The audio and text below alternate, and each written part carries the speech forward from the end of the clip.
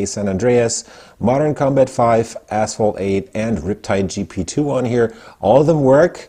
I've been going through some hoops. If you get this device in India or anywhere else on the planet except for China, you should be able to install any game that you want from the Play Store pretty much and just play whatever the heck you want on this. Let's start out with Dead Trigger 2 then. So as you can hear, this device has a pretty decent speaker that sits up here. There's no stereo speakers on this device. It's just up here on the right. It gets pretty loud. It does have a bit of a tinny noise to it, but there's also some bass in it. So basically it can get very loud. It gives you a pretty immersive feeling using this device when playing games. Performance on Dead Trigger 2 so far has been pretty nice. There's not been much of a stutter going on. At least I haven't noticed any. I haven't seen much of the effects yet. That's another thing. But we'll see about that while I try to get you some gaming on here. The device has actually been doing pretty well.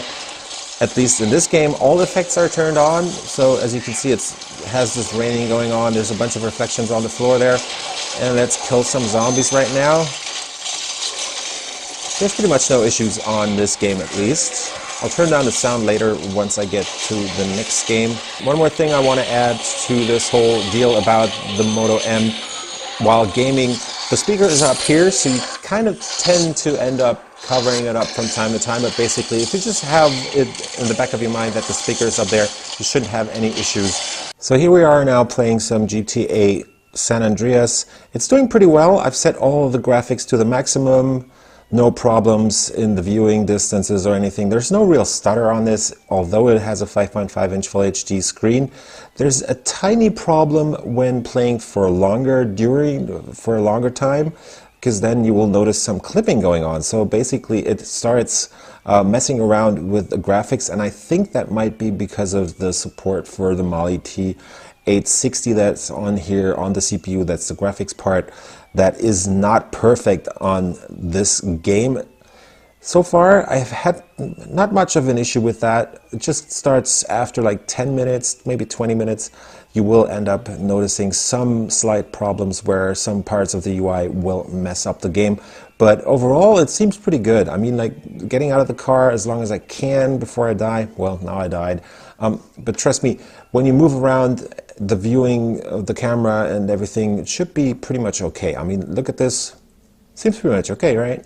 So, yeah, I'd say GTA San Andreas is a safe bet when gaming on this device. Just let me quickly scroll around here, have a look. Well, yeah, that's, did you see that? That's one of those clipping effects that I was talking about that start showing up after a while of playing this game. But overall, no stutter, no problems in having the UI load, not any elements of the game that are taking longer to load or anything. So performance seems to be pretty much okay from the Helio P15 when gaming. And once again, let's get out the thermometer here, and as you can see, it goes up to just under 37 degrees here in my room. That is at 24, as I said. So here we are again looking at the Moto M, this time with Modern Combat 5 Blackout. The game seems to be running pretty smoothly. There's not much of a stutter going on. Actually, there's no stutter at all. This is just some effects, basically some time warp effects. All the effects work pretty well, like guns blowing up and shit. I tend to die pretty quickly. That's another problem that I have right now. But performance-wise, there's not much for me to complain about on Modern Combat 5. Let's move on to the next game then. So here we are with Asphalt 8. It's actually one of the most power-hungry games, at least as far as I can tell. There's a bunch of issues with this game on the Moto M as far as I can tell, because the device has a bit of trouble dealing with the game, because I've set everything to the max basically, at least as far as I could. As you could already see on the UI there on the menus, it has some issues playing this, like the animations and stuff, smoothly. And when playing the game, you'll also notice a bit of a stutter going on here, because it's really not performing perfectly, at least as far as I can tell. Because, I mean, there you go. Did you see that? So it tends to stutter quite a bit in this game, at least. And that's, again, the poor Mali T860 on here that has definitely some massive issues dealing with this pretty much open world looks on the Moto M here. And again, I think there's some throttling going on because the game was actually working pretty nicely in the beginning, and after a while it tends to start stuttering quite a bit. And this is an extreme case actually, because I've been playing this for a little while now, for like 10 minutes. But don't expect too much in Asphalt 8, because as you can see, it does have some issues dealing with those massive effects that are going on. Again, I just suck at games, but I think you just saw those stutters going on there. And let's move over to the back again, take a look with the thermometer heat-wise, what's going on here. So as you can see, it stays just under 38 or 38 dead on there.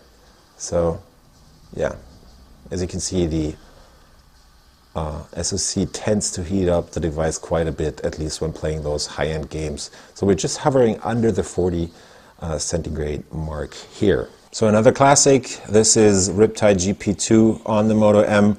All the water effects are rendered. It looks pretty nice, and it doesn't have any issues, at least as far as I'm concerned, after playing this for, well, just under 10 minutes. It's been doing pretty good. I mean, you got all the effects rendered there, nice reflections on the water and stuff. So yeah, Riptide GP2 shouldn't have any issues on this. If anybody is actually still playing this game, should not be pretty much of an issue here.